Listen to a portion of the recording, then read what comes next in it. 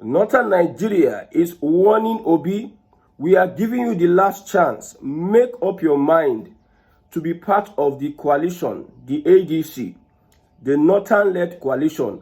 Obi, make up your mind. Obedient movement, make up your mind to be part of the coalition. If not, it may be too late.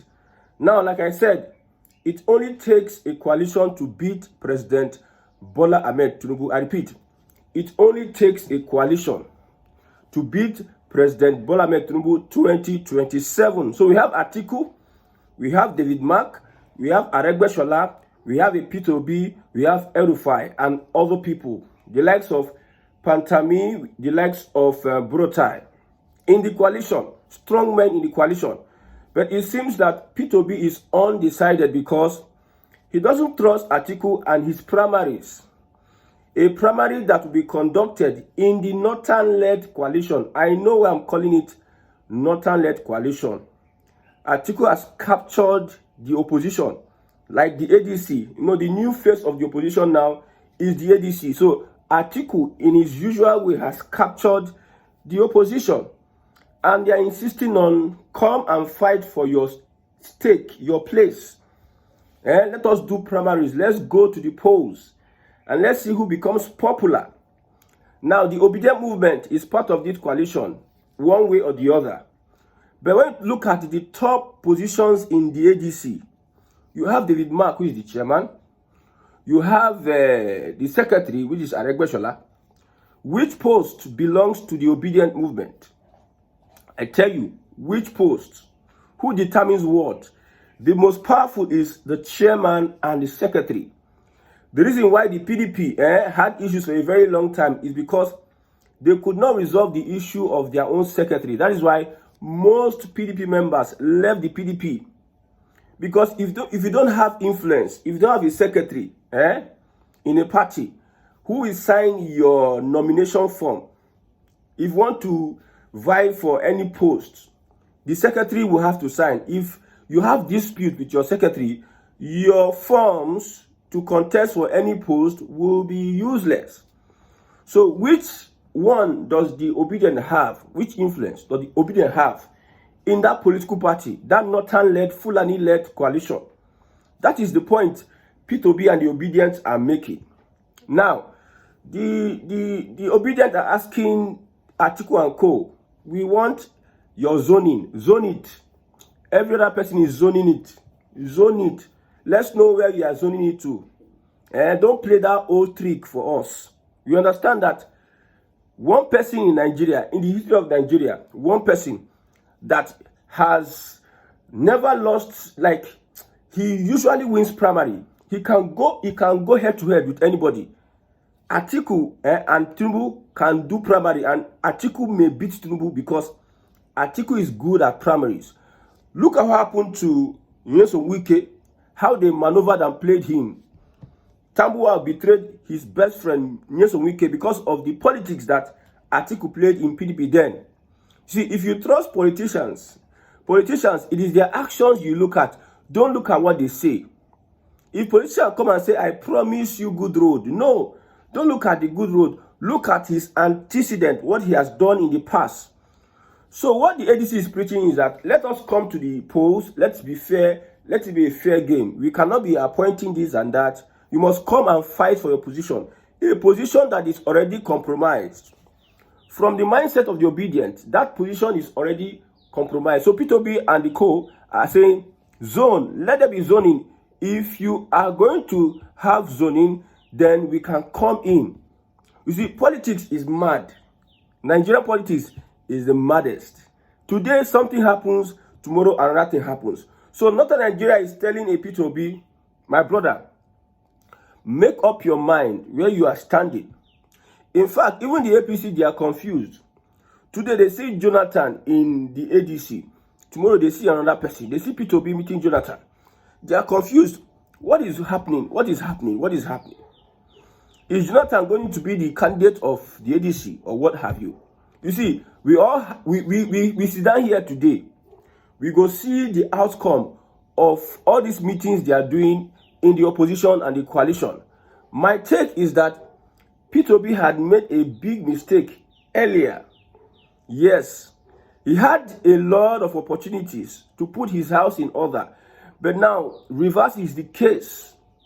He has played into the hands of Atiku, all these old politicians. He has played into their hands.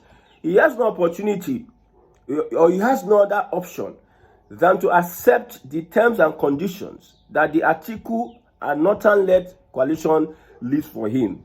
Because as it stands, Obi cannot even beat an Amechi when it comes to primaries. If Amechi won't do primaries, the Nigerian way, not to talk of Atiku, if Atiku and Amechi and Obi is in that primary, you'll be shocked that even Amechi may beat Obi. Look at the primaries that brought in Tinubu. Look at the position where Amechi did. Look at the position where Amechi did. It tells you a lot about primaries. Primaries is worse. The electoral malpractice, the corruption going on in party primaries is worse than anything called Nigerian election. Mind you, these 2027 elections, it has been predicted by activists, international bodies, that it is going to be the worst elections in the history of Nigeria. But yet, an Atiku does not want to zone. I stand to be corrected. A Southern president must emerge 2027. So if the ADC or the opposition, the coalition, wants to have a go at the presidency 2027, they will have to zone it to Southern Nigeria. It is a zoning process. We are not interested in anything called election, where we have the likes of Atiku having vested interest. We know that Atiku is desperate to become president. That one is clear. Atiku is desperate, very desperate. I think this is the 7th time that he has contested for presidency. This is the 7th time. What is he looking for? What is he looking for? The biggest problem they're having in that coalition is Atiku, because nobody wants to drop their pride. Nobody wants to drop their personal interest. Everybody is pushing his own personal agenda. You mask it. You lie to us that it is the people's interest you are running, but it is your personal agenda. Why can't you people read the room, the coalition? Read the room. You see, people can be up there and they don't understand what is going on down here.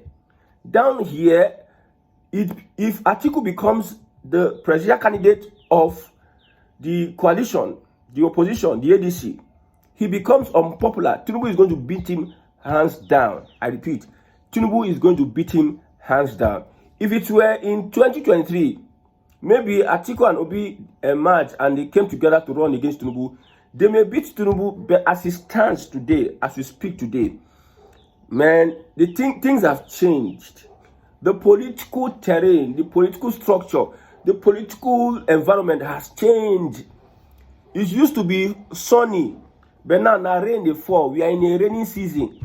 Everybody go enter inside their house. Like I told you, if you look at what is going on, the elections we have today, most people want a Southern president, even Northern Nigeria. Any coalition that has an El-Rufai in it, Pantami in it, Burata in it, is going to lose elections. I'm telling you. But the only saving grace, I don't know, politics is mad. Like I told you, politics is mad. The only saving grace is if you elevate a P2B, if a P2B becomes the presidential candidate of the ADC. You see, in the eyes of these politicians and some northern elements, they look like, how can we support, how can P2B become the face of the opposition? Their pride is what will destroy them. Their pride, their arrogance is what, political pride and arrogance is what will destroy these people. They don't know that Tinubu is on a mission to make sure that he decimates and relegates them totally from politics in Nigeria. They don't know that. They're just there having a good time because we are Northerners. Just because we are Northerners. I have said it before that Southern Nigeria, they are the custodians of politics in Nigeria today. If anybody wants to become president, he must come to Southern Nigeria. In fact, Southern Nigeria will be the determining factor of who becomes president in the nearest future. I'm sending my message to the coalition, Northern-led Fulani coalition. Malami, Buratai, El-Rufai, all in one place. My brother, when they try. You see, El-Rufai went to test his popularity in Kaduna State. They flopped him. Atiku went to test his popularity in northern Nigeria, Adamawa State, where his own boy is, Fintiri. They flopped him. I think they have removed the Waziri title. You can see that is an affront on the persons of both El-Rufai and Atiku. They should read the handwriting on the wall. They should save face. Save face. Even an El-Rufai that wants to become president, that is burning their ambition. Tinubu is building an empire. Tinubu is building an empire. And in that empire, if these guys don't, the revolution they need is not in Atiku. It is in a Southern presidency. Either Jonathan or Obi, I don't know, any other person, Southern presidency is it. Because that is where everybody sits down. Even though you're going to use another person, it should not be Atiku. Atiku cannot be seen as somebody that wants to rescue Nigeria. I'm talking from the Southern Nigerian perspective, because it is Southern Nigeria that is going to determine who becomes president. I have no apologies to anybody. I repeat, I am talking from a Southern Nigerian perspective, because it is Southern Nigeria that's going to determine who becomes president of Nigeria. See, when you look at it, ever since they started elevating an article for the ADC, you see the talks about the ADC die down. When they said that P2B is going to join the coalition, you see how it became social media vibe, social media rave. People were talking about it left, right, center because of a P2B going to join the coalition. You see how the awareness. If Northern Nigeria think that the old way of we have our vote, we have our voters card, it is who controls the narrative that wins the election in Nigeria. I repeat, that person that controls the narrative is the person that wins election in Nigeria.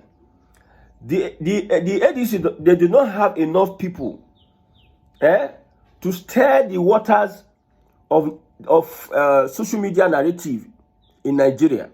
They don't have the people, they don't have the workforce, they don't have the professionalism, they don't have the PR that the APC have. APC have most of the things he has. The networking that the Yoruba-led APC has today, it is what is making some people even doing Asheju. I too know. Some people are doing I too know for the APC. Like free PR job for the APC. Because of the networking. Because of like the consciousness that it is we Yoruba that we are here. I owe a duty to my Yoruba president. Somebody that, they make you feel like the Northerners are coming to ambush a Tinubu and they want to make sure that Tinubu does not succeed. So I have a duty as a Yoruba person. This is like a war. We should fight this war and make sure that we defend our brother Tinubu from Northerners. So the people that have been recruited, activated, and the ones that are doing it on their own, from their own benevolence, should worry the opposition and the coalition. Because Nigerians are easy to deceive. Nigerians, you see.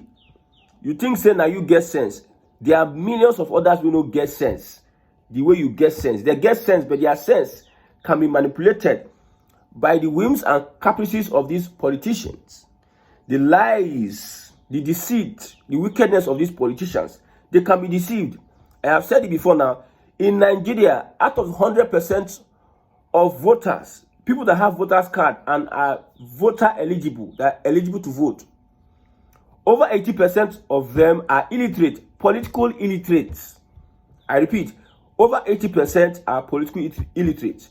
The ones that are literates, they are divided along. They are intentionally voting for the wrong choice because of their personal, what they gain. For instance, now, 50% of Nigerian voters know who to vote, know the right person to vote, and what have you.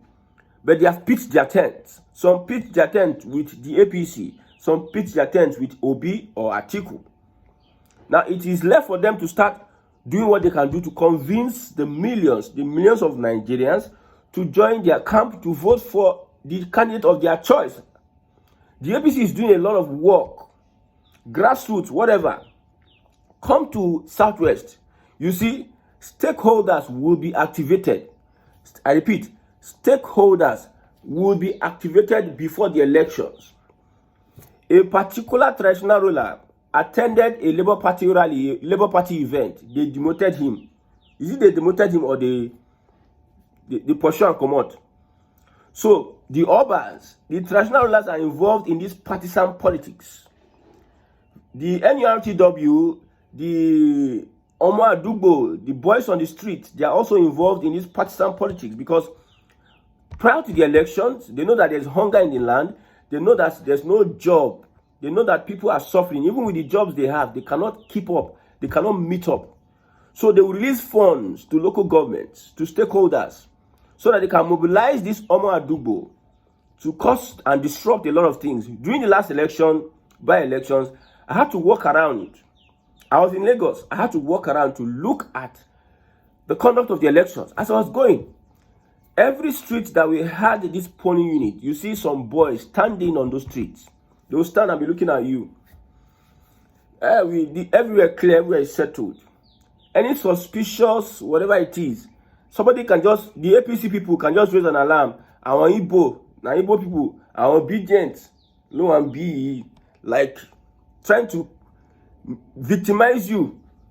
See, the gaslighting, the blackmailing, it goes too much for 2027. But you ask yourself the questions. Don't Nigeria know the right choice? Don't they know the right person that they could vote, that their conscience will have to vote? Everybody have his own choice. Somebody sees Tinubu as a perfect match for Nigeria's presidency. Another person sees a P2B. Another person sees an Atiku. Yes, everybody have a right. But Nigerians themselves, how the APC have been able to convince Nigerians to support Tinubu is something that you need to go and study. By 2023, you are saying you are supporting Tinubu, the attacks will be so much on you. But people come out today and beat their chest and say, I'm supporting Tinubu. Go and do your worst. I'm a bigot. I'm a tribalist. Yes, go and do your worst. Yes. People are boldly coming out. They don't care.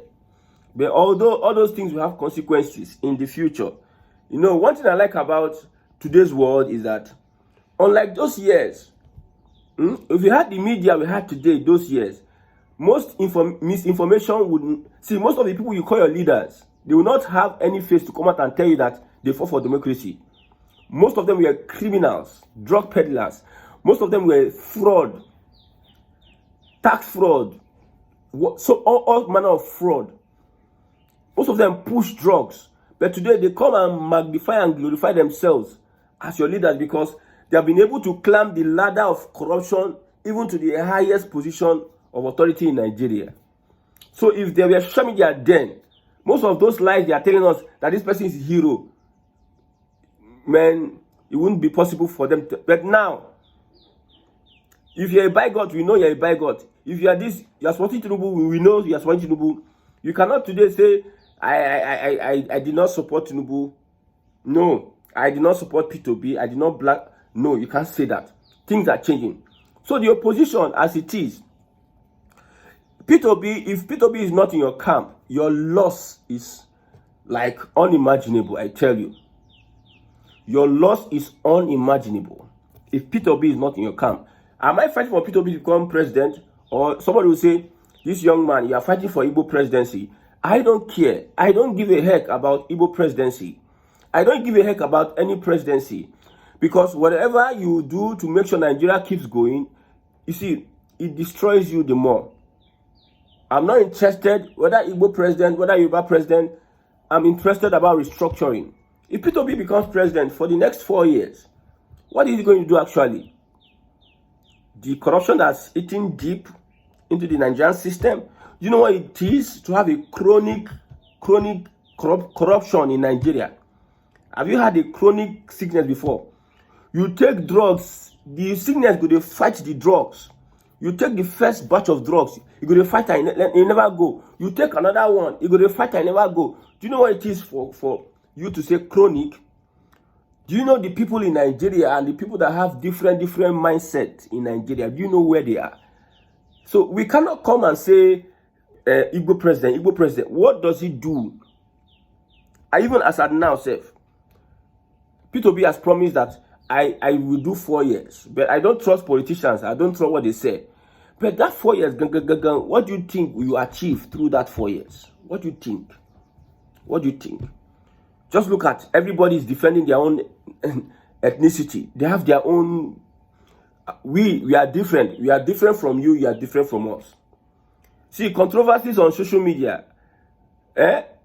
The Olubadan, His Royal Majesty, I greet you. I greet you. Your Highness, your royalty. There's an issue about P2B, Atiku, and the President Bola Ahmed Tinubu calling you brother. Some people said P2B was not supposed to call you brother. He was supposed to call you your Royal Majesty because you are one of the first-class kings in Nigeria. Atiku called you brother, but Atiku was not attacked. The President Bola Ahmed Tinubu called you brother, but the President, they said, they gave an excuse that the President is the President of the country. A Nigerian President is higher than an Oba Olubadan. When I saw some of the takes of these people, I just wonder. A Nigerian, a creation of the British, the head of that creation, has power. It's because of, well, when you allow some things into your space, the things they will not start building foundation and they become normal. So a president in your own, even though that is what the constitution says, but that should not affect us. You can see the arguments we're having. Everybody have his own. P2B should have not called him brother. But from other climes, they can call the king their brother. You see how different we are in Nigeria? You see that there are so many things we can use to fight ourselves and divide ourselves. There are so many things. You can see the hypocrisy. Atiku called the Olubadan brother. Tinubu called the Olubadan brother. But the person that was attacked was P2B. So are you asking me an Igbo presidency? You're asking me that Nigeria. Some people are already saying that we have seen this Yoruba presidency now. Don't worry. We are sitting down, we are waiting. We are waiting for when the turn of the South. That is, if Nigeria is not restructured though, they will know how we can treat the Yorubas as Yorubas have treated Nigerians over the years. So we will be asking that if Northern Coalition is asking to P2B, you must make your decision. They should know that P2B is the key for them to have any meaningful progress come 2027. May God help Nigerians.